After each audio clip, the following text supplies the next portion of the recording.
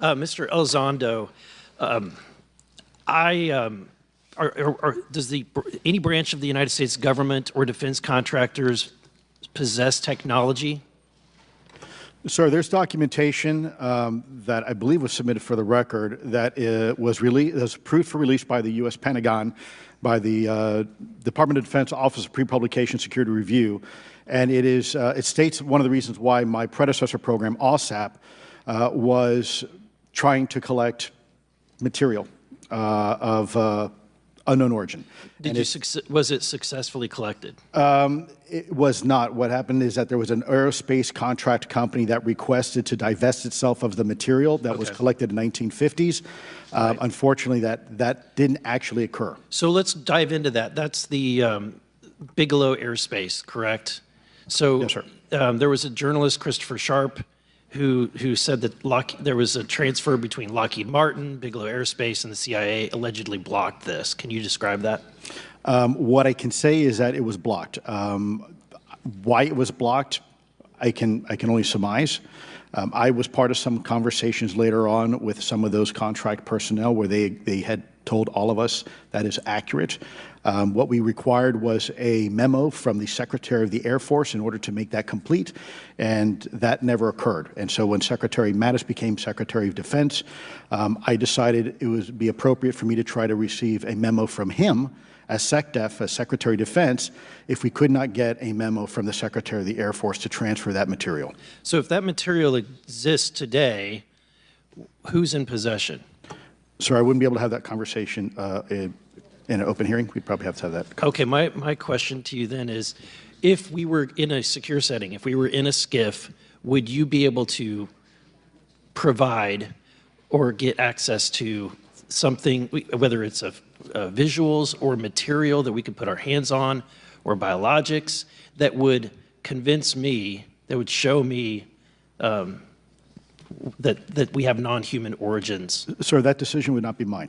That would be to the gatekeeper still in the U.S. government. And who would we, so if you were in our shoes, where would you go from here? How would you get that information? A lot of times we just don't know who to ask because we don't know where to go next. So if you were in our shoes, where would you go?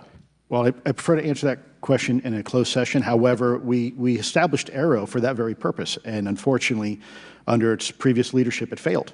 So one would hope that they would have the authorities necessary to do that. Let's hope that this new iteration of leadership will be successful. In the discussions, it's simply about material, or is there discussion about it was previously testified that there was biologics that were collected. Are you aware of any of that? I am, sir, aware of the reporting that biologics have been recovered. Again, my focus was more nuts and bolts, looking at the physical aspects of these phenomenon, how they interacted around military equities and nuclear equities.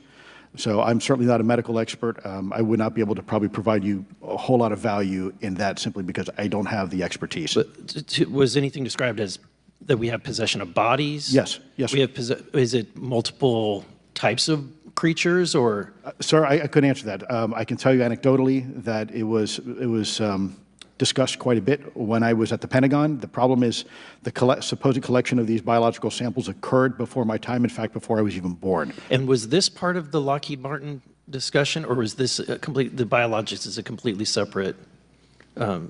Separate yet related. Okay. Has anyone made contact? Sir, I'm sorry, could you specify? Has there been any, to your knowledge, any communication with a non-human life form?